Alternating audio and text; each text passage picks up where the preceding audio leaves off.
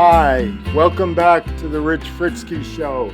It's good to be back with you. Today, obviously, we're sitting here in the heart of summer, mid-July. So it's time to go back to my sweet summer place and take you there with me.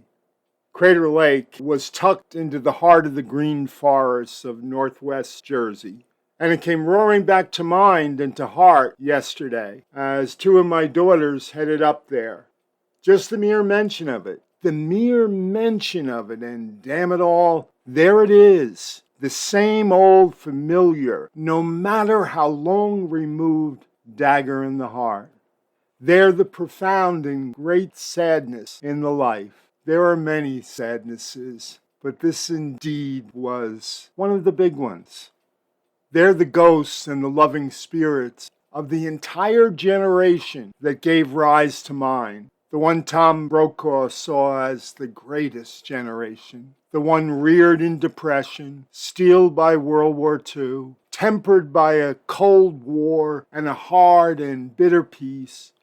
Forever proud to be theirs, and forever grateful for their gifts given. Crater Lake is what bound them all together as one. No matter the passage of the decades, nor the near lifetime, that belonging which was passed down to us never dissipates, never wavers, never cuts me any slack. For most of my early life, it was my most favored place on the planet. Peaceful and placid and stunningly beautiful. The rich forests, the familiar trails, the brooks and falls nearby, the access to the wonder of the Appalachian, its crystal clear, cool, and therapeutic waters, the fresh air, the smell of the pines, the hemlock, the mountain laurel, and oh, the whippoorwill, and always and ever the company, the family en masse, the cherished friends, the boat tags, the Boy Scout camp raids, the sneaking out at night, the growing up without even realizing it. The bathing rock and the dock, communing in the quiet, in that feeling in the pit of your stomach, the just holding hands and feeling like you were walking on air, the softball, the singing at Glockamora, the Saturday night old beer and root beer parties, the tossing the burgers on the man-made grill at the cabin while watching the sun radiate through the green leaves upon the majestic waters beyond. Blue waters, that rich tapestry of color, golden and pristine. The wonder lurking in every direction, the sleeping on the blue raft in the bosom of the lake, and literally lying in what was the heart of the Milky Way, with more shooting stars blazing by than it was possible to count.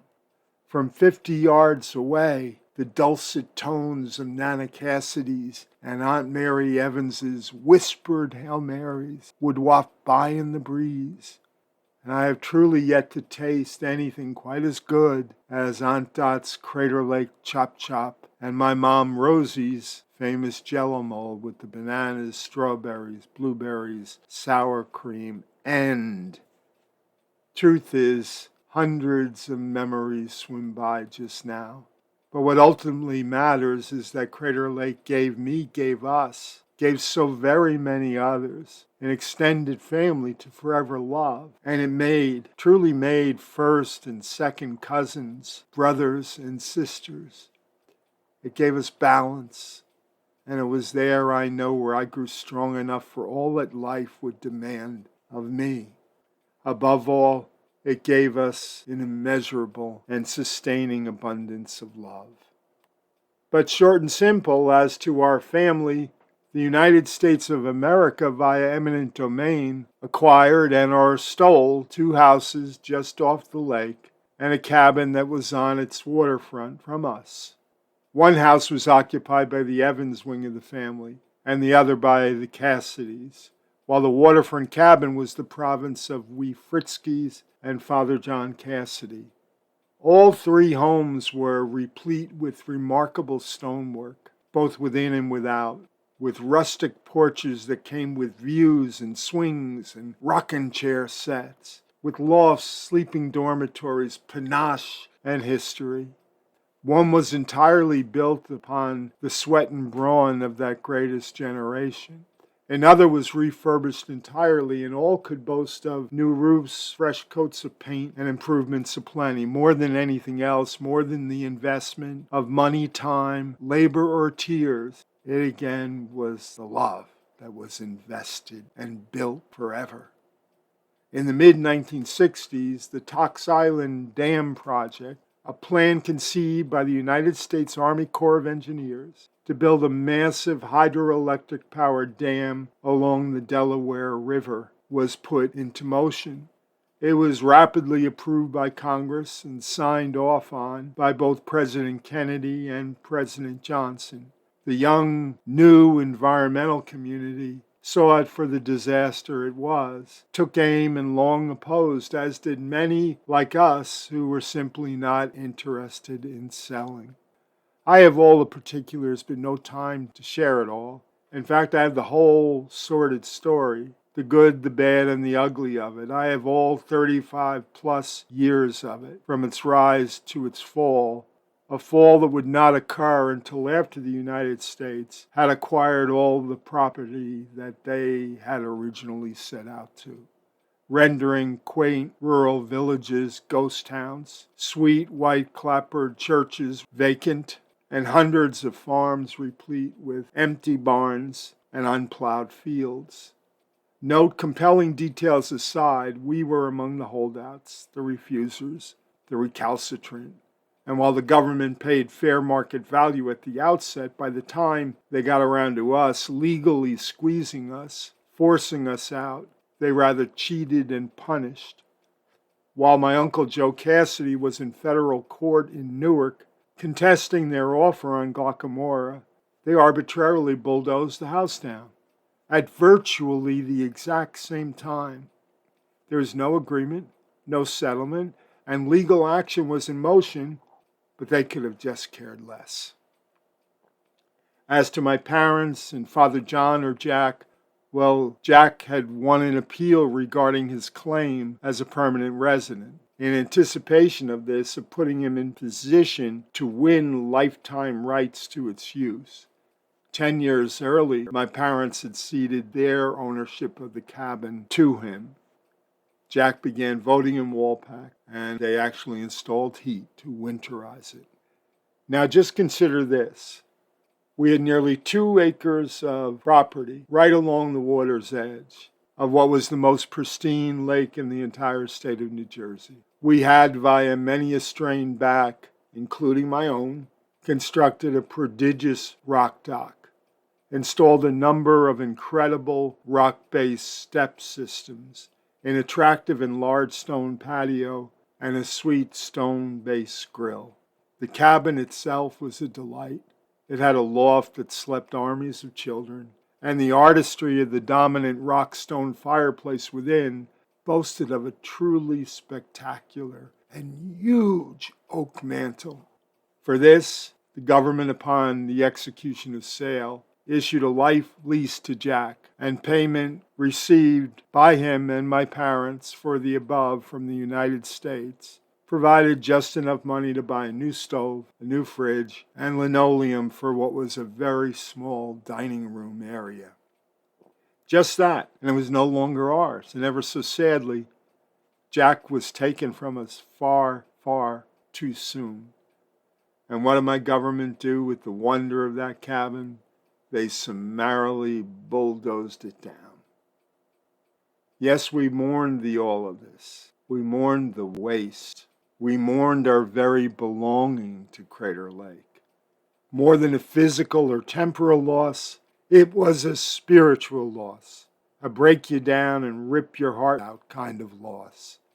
And it wasn't just our belonging to that precious glacial lake, but also our belonging to Buttermilk Falls and the Upper Glen and the Appalachian Trail and the Kittatinny Forests, to the whippoorwill, the honeysuckle, and the mountain laurel, to the red cedars and red oaks, to the ethereal starry nights and dazzling pink sunsets, to Hemlock Pond, the Norway spruces, the flat brook, even the mighty ghost of the All Come On In, Buzzard's Ledge, Sidarmok, the Stone Cabin, and Glockamora.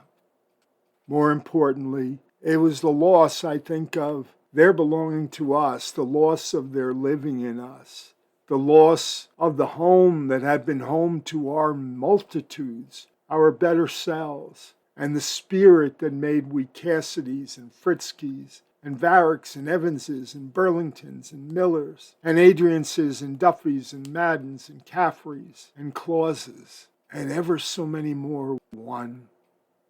It is no small thing for such a disparate, huge, and extended family to go all in for one another as we did, as we were inspired to do there. Sure, we were a family, but it was Crater Lake that had made us family.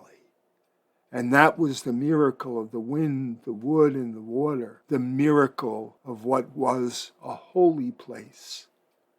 The villains in the story were ignorance and arrogance, lack of vision, lack of foresight, and a good old chunk of selfishness and greed tossed in on the edges. Public policy and greed are all too often kindred spirits. No matter the program or the investment, the leeches are always waiting in the wings to make a buck. Intellectually, eminent domain is an important tool to have in the arsenal of those who honorably do the people's business. But there just isn't anything honorable about it when the courts and the government's metaphorical assault weapons are aimed right at you. Then it's no citizenship, no voice, no justice, no rights, no peace, no home, no hope. Recently, Mag and I got to finally enjoy a COVID-released dinner with Phil and Maureen Caffrey, whose very belonging to one another had Crater Lake roots. Talking to Phil, given the mighty struggle of my beloved brother Frank and his family, we were struck by the fact that of all the guys in our sweet circle of male friends there at Crater Lake as teenagers, we might be the only two still able to gather as we did that evening, as some were taken from us long ago and many others in the not-so-distant past. Such a simple reckoning stuns, hurts, humbles. After the United States of America took our homes and bulldozed them down in the name of a disaster of a plan that never came to be, I would sneak up in the quiet seasons where I alone, and still then with the wonder of legs, would go where our cabins once stood and slowly walk the 1 3/4 mile road around the lake, where I greeted every boulder and tree and blueberry bush as if by name, and its once cabins indeed by name. And then I would sit on the bathing rock or by the dock or where the stone cabin once stood, and I'd listen to the sweet voices of so many rising in the wood, the wind and the water, as memory called me home, and the spirits whom I well knew rushed both through and by me, embraced and enriched by the wonder and grace of their souls. Life in the quiet stillness abounded, and love lifted me up, and holy, holy, holy it was. That's a wrap for this time, folks. I'll be back with you in August, and then we'll get the ball rolling again in the fall. Thanks for being with. Smile on your brothers and sisters out there. Enjoy the sweet sunny days of summer.